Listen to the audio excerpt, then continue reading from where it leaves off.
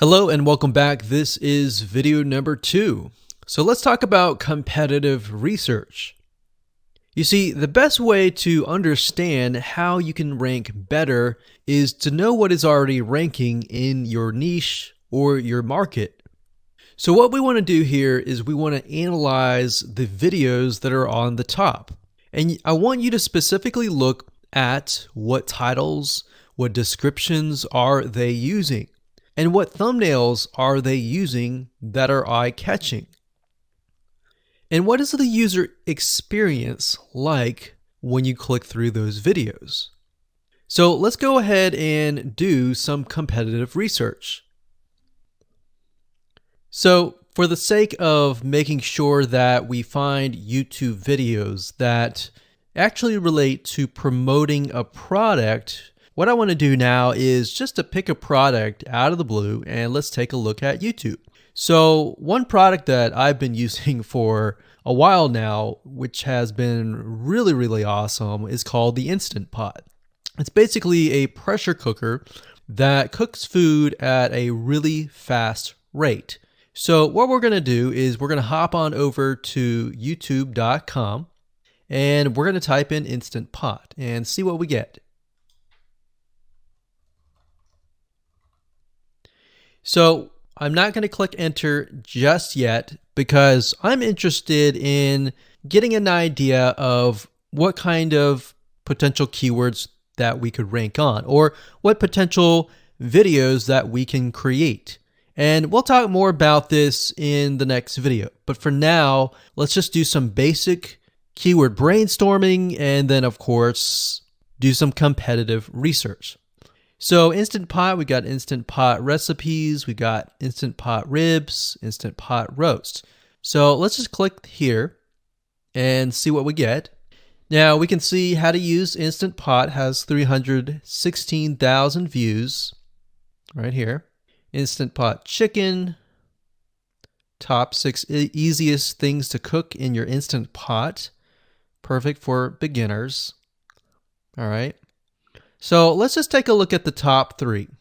So let's go ahead and open those up. And let's analyze them. So the first one is this one here. And let's pause the video. We'll skip the ad. All right.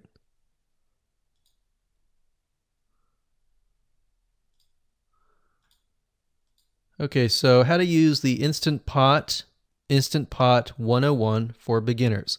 So if we think about the type of audience that the Instant Pot attracts, it attracts somebody who has a busy life, who may be a beginner at cooking and just wants a quick and easy meal done fast.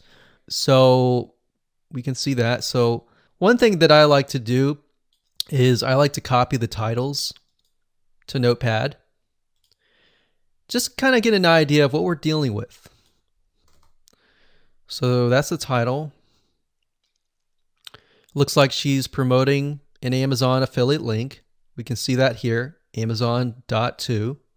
We've got Instant Pot hacks, Instant Pot yogurt, and all that. So what she's doing, it's very funny, but she may not realize she's doing this, but what she's using is a method called siloing.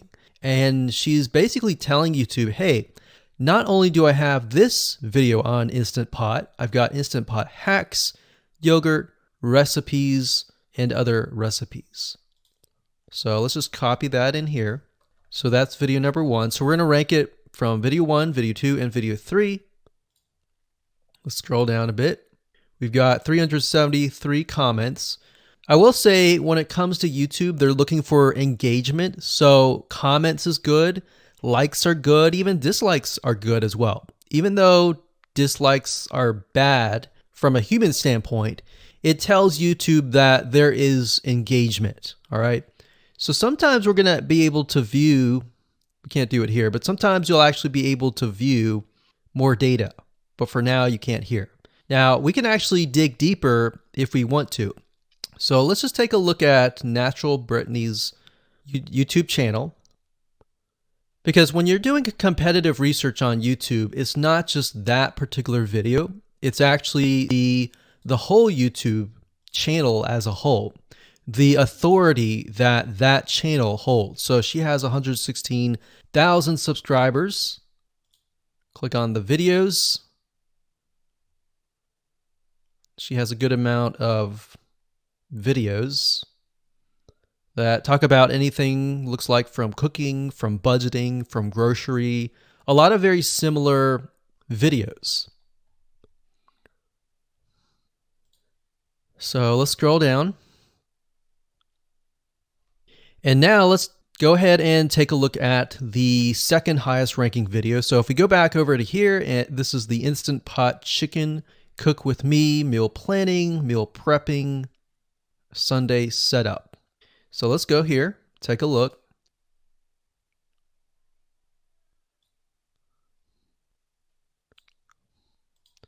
Okay, let's see here. So it's a 20-minute video, all right? And it has 658 likes, 5,000 views. If we take a look at this video here, this has 320,000 views and 7,000 likes. Now, notice how it says 13 minutes here, and notice how it says 20 minutes here. We'll go back to this later on. All right, so we'll talk more about why a certain amount of time of your video is important, why the timing is important. And why is it that this lady has only 5,000 views, whereas the other lady has 300,000, and this lady is ranked right below that lady? All right. So why is that important? And why does that correlate to the time? So we'll talk more about that later on. But for now, let's just do competitive research. We're not trying to figure things out right now and go from there. So if we take a look at the description, it says cook with me as I try a new recipe with Instant Pot. So the description contains the keyword Sunday setup. Looks like she's got some Amazon links. And if we think about Instant Pot, who could it be targeting? All right, so this lady calls out people who are trying to prep on Sunday. So if we can get an idea of who it's targeting mothers, it's targeting people who are busy, who maybe only have time on Sundays to set things up. And chicken is a common thing, so maybe she's getting a lot of clicks. We don't know exactly, but we know that the headline and the description work together in getting clicks. All right, back over here, this is the third one. So let's take a look at this one. So this one is 8 minutes, but it has a lot more views than those other two videos. But it's shorter. It's shorter, but it has longer amount of views, and it's third. It's got 11,000 likes and 633 dislikes. If we scroll down, we can see that it has more comments than the first one. So why is it that the first one is number one and this one is the third one and it has more views and more comments?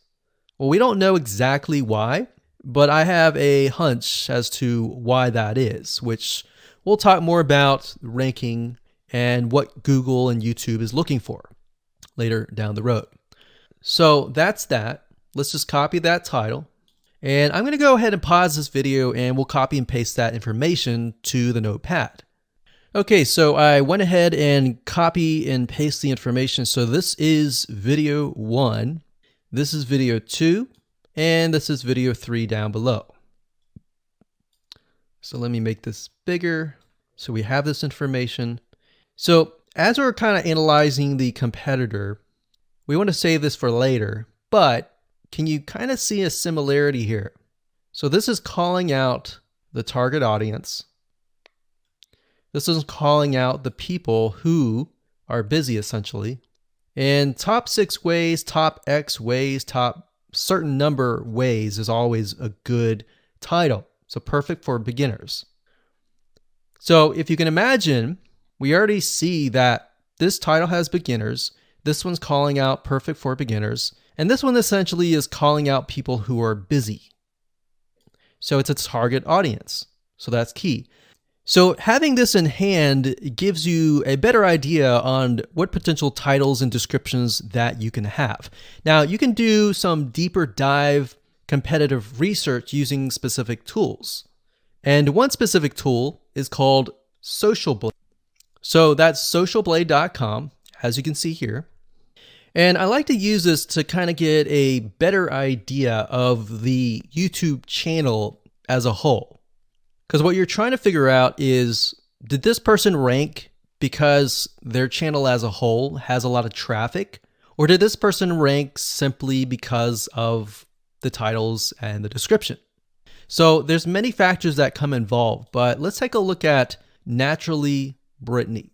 So let's go ahead and copy this. And you basically want to come here and type in the username of the YouTube channel. So we'll go ahead and click this here. Okay, so we can see here that this is Naturally Brittany, 116,000 subscribers. She's got 19 million video views. So that kind of gives us an idea of how easy it is to break through. Is it easy? Is it going to take a little bit work or what? So let's just go ahead and open her up, and let's do the same thing with the other videos. So this one is marriage and motherhood. We got that here. So she has 7 million video views. So it's about half of what we saw earlier. And this one is called Six Sisters Stuff. And this one has about 9 million video views.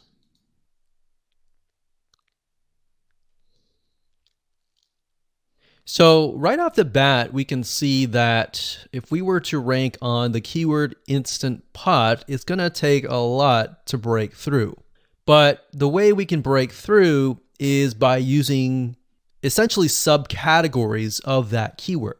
So Instant Pot recipes or Instant Pot chicken recipe, stuff like that.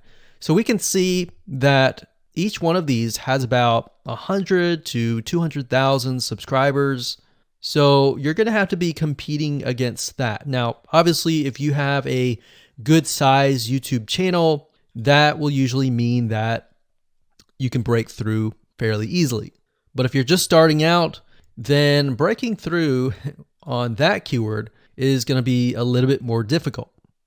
So the next question is, what keywords should you use?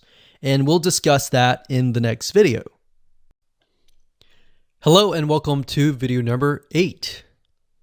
So just want to say congratulations on reaching the end of this video course. We're going to talk about a secret tip that you can use to outrank your competitors.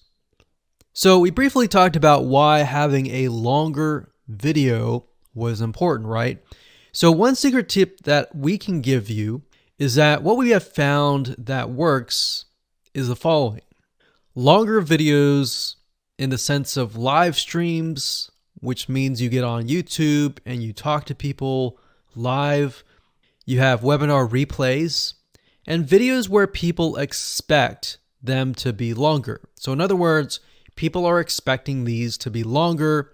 If you make a normal video that people expect to be 5 minutes and you make it an hour, then you're not really going to hit that 50%.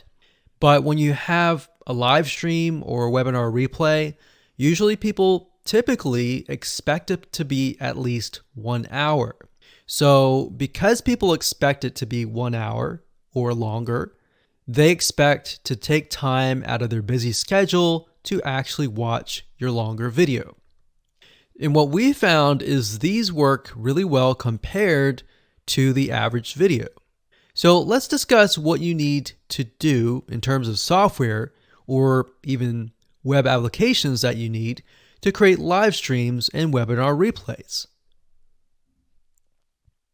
So in order to create a YouTube live stream, you're going to need to have a broadcasting software. There are many. You can go to YouTube and type in live stream, how to set it up, and there's a lot of videos on that. But this is one particular one that we have used and that has worked really, really well for us. It's called Open Broadcaster Software, and it's free, best of all. And that is located at obsproject.com. So as you can see here, there is versions for Windows, Mac, and Linux. So it's simply as easy as downloading and you can start streaming. So the reason why you need this software is basically what it does is it connects to the YouTube live stream system. And when you're ready, you click record and you're good to go. Now, I'm not going to go in depth on how to use this product just simply because there are so many different options and so many different ways of using it.